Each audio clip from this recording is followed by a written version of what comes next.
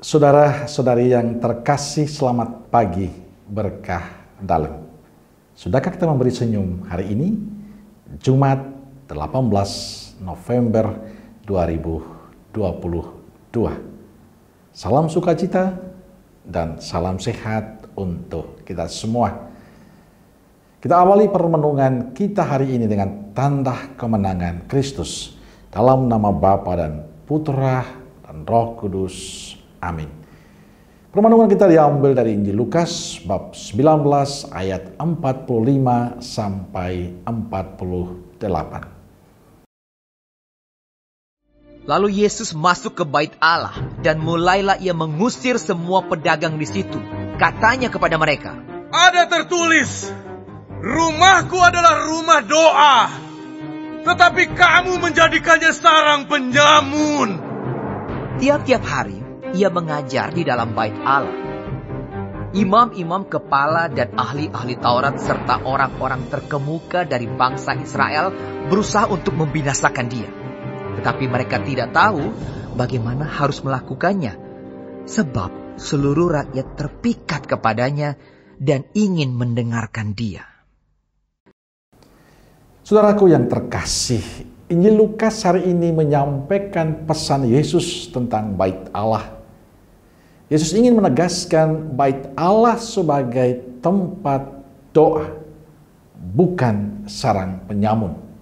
Ia berkata, ada tertulis, rumahku adalah rumah doa, tetapi kalian telah menjadikannya sarang penyamun.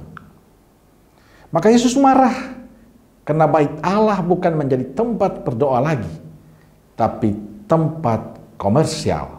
Tempat yang menguntungkan bagi para penguasa zaman itu. Karena itu Yesus mengusir para pedagangnya dan menegaskan, rumahku adalah rumah doa. Saudaraku terkasih, mengapa Yesus begitu marah ketika melihat bait Allah menjadi tempat orang berjual beli? Karena Yesus tahu bahwa itulah rumah doa, bukan sarang penyamun. Lalu bagaimana seandainya Yesus hadir dalam zaman ini? Ketika kita melihat bagaimana gereja-gereja kita bukan lagi menjadi tempat doa. Kita bisa membayangkan bagaimana kemarahan Yesus itu. Kenapa gereja zaman sekarang sudah menjadi tempat selfie, tempat orang bercerita, tentang orang ngobrol, tempat orang asik bermain HP, dan masih banyak lagi kegiatan-kegiatan yang bukan mengarahkan kita untuk dekat dengan Tuhan, tapi justru membuat kita semakin jauh dengan Tuhan. Dan orang-orang itu adalah kita, Anda dan saya. Saudaraku terkasih, permenungan hari ini tidak hanya melihat bangunan gereja sebagai tempat doa yang mulai tidak dijaga dengan baik, yang mulai tidak dihormati dengan baik oleh kita. Tapi juga ada sesuatu yang mendalam yang ingin disampaikan oleh Yesus. Yesus mau mengajak kita untuk melihat lubuk hati kita terdalam. Apakah hati kita menjadi bait Allah ataukah sarang penyamun?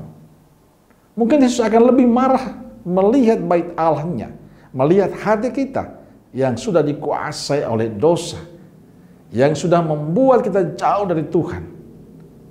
Yesus pasti marah karena kita terus membiarkan dosa menguasai kita. Yesus marah karena kita tidak menjadikan hati sebagai baitnya yang kudus, tempat damai, sukacita, kebahagiaan tumbuh. Yesus marah karena kita sering membiarkan hati kita dikuasai oleh kebencian, dendam, dan amarah, iri hati, yang membuat kita sekali lagi jauh dari Tuhan dan sesama. Maka sebenarnya kemarahan Yesus hari ini mengajak kita semua sadar bahwa kita sungguh-sungguh harus mau memperbaharui diri kita, memperbaharui hati kita, kehidupan kita. Tidak hanya sekedar mau bertobat atau memperbaharui diri saja, tapi bagaimana kita membangun sikap hidup yang baik. Baik sikap hidup terhadap gereja-gereja kita, di mana kita seringkali tidak menghargai lagi, tapi juga menjaga hati kita. Tempat doa, tempat Allah tinggal, tempat kasih itu tumbuh dan berkembang dengan baik.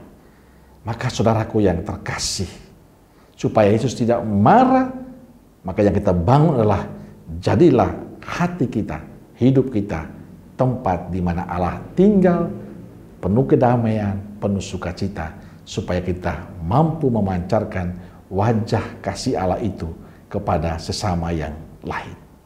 Dan saya ingin juga mengajak kita, dimanapun kita berada, mulailah menjaga gereja kita dengan baik.